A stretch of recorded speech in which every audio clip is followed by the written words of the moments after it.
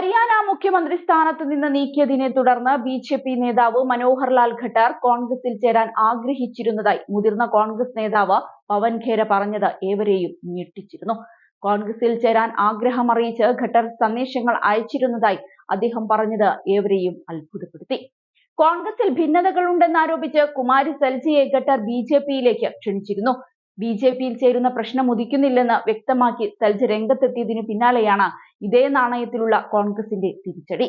എന്നാൽ ഒന്നും അറിയാത്ത പോലെ മുഖ്യമന്ത്രി സ്ഥാനത്ത് നിന്ന് നീക്കിയതിനു പിന്നാലെ തന്റെ അനുയായികളുമായി കോൺഗ്രസിൽ ചേരാൻ ഖട്ടർ ആഗ്രഹം പ്രകടിപ്പിച്ചിരുന്നു. എന്നാൽ അത് സംഭവിച്ചില്ല. ഇത്രയൊക്കെ പുകമറയുണ്ടാക്കിയ നേതാവിനെ കോൺഗ്രസിലേക്ക് എടുക്കാൻ നേതാക്കൾക്ക് ഒട്ടും താല്പര്യമുണ്ടായിരുന്നില്ല. ഏതായാലും കോൺഗ്രസിന്റെ മുതിർന്ന നേതാവ് ഇതുമായി ബന്ധപ്പെട്ട വിവരങ്ങൾ പുറത്തുവിടുമെന്നാണ് പവൻ ഖേര പറഞ്ഞിരിക്കുന്നത്.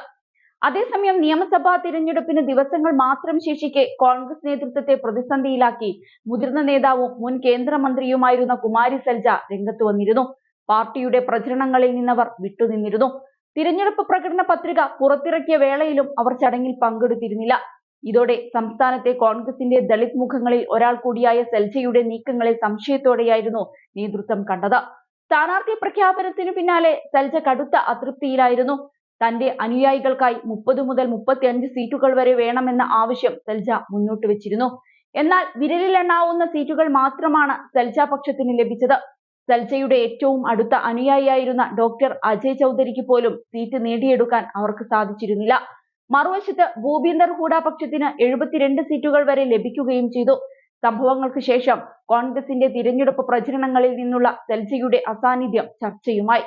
സോഷ്യൽ മീഡിയയിൽ സജീവമായി ഇടപെട്ടിരുന്ന സെൽജ ഈ മാസം 12-നാണ് അവസാനമായി പാർട്ടിക്ക് വേണ്ടി ഒരു പോസ്റ്റ് പങ്കിട്ടത്. സംസ്ഥാനത്ത് ദളിത് നേതാക്കൾക്കിടയിൽ ശക്തമായ സ്വാധീനമുള്ള നേതാവാണവർ. അതുകൊണ്ട് തന്നെ സെൽജയെ അനുനയിപ്പിക്കാനുള്ള നീക്കങ്ങൾ കോൺഗ്രസ് നേതൃത്വം നടത്തിയിരുന്നു. ജാതീയ അധിക്ഷേപത്തിൽ പ്രവർത്തകർക്കെതിരെ ശക്തമായ താക്കീതുമായി കോൺഗ്രസ് മുൻ മുഖ്യമന്ത്രി ഭൂപീന്ദർ സിംഗ് ഹൂഡ രംഗത്ത് വന്നിരുന്നു. ഏറെ വൈകാതെ ബിജെപിയിൽ ചേരുമെന്ന അഭ്യൂഹങ്ങൾ തള്ളി കുമാരി സെൽജ എത്തിയത് കോൺഗ്രസിന് ആശ്വാസമായി. താൻ കോൺഗ്രസ് വിട്ട് ബിജെപിയിൽ ചേരുമെന്നുള്ളത് തികച്ചും അടിസ്ഥാനരഹിതമായ വാർത്തയാണെന്ന് അവർ പറഞ്ഞു. താൻ ഇപ്പോഴും കോൺഗ്രസ് പാർട്ടിയുടെ സജീവ പ്രവർത്തകയാണ്. ബിജെപിയിൽ ചേരുമെന്ന ചോദ്യത്തിന് ഒരു പ്രസക്തി പോലും ഇല്ലെന്നും അവർ പറഞ്ഞിരുന്നു. പാർട്ടി അധ്യക്ഷൻ മല്ലികാർജുൻ ഖാർഗെയുടെ നേതൃത്വത്തിലുള്ള പ്രകടന പത്രിക പുറത്തിറക്കുന്നതുൾപ്പെടെയുള്ള നിർണായക പാർട്ടി പരിപാടികളിൽ നിന്നും സെൽജ വിട്ടുനിന്നത് ഏറെ ശ്രദ്ധേയമായിരുന്നു. ഇതിനിടയിലാണ് ഹരിയാന മുൻ മുഖ്യമന്ത്രി മനോഹർ ലാൽ ഖട്ടർ സെൽജയെ ബിജെപിയിലേക്ക് ക്ഷണിക്കുകയും ചെയ്യുന്നത്. ഹരിയാന കോൺഗ്രസിനുള്ളിൽ ഭിന്നതയുണ്ടെന്ന റിപ്പോർട്ടുകൾക്കിടയിലാണ് പാർട്ടി നേതൃത്വത്തെ ആക്ഷേപിച്ച് മനോഹർ ലാൽ ഖട്ടർ രംഗത്ത് വരുന്നത്. അങ്ങനൊരാളെ ഒരിക്കലും കോൺഗ്രസ് തങ്ങളുടെ പാർട്ടിയിൽ ഇടം കൊടുക്കില്ലെന്ന കാര്യം ഉറപ്പാണ്.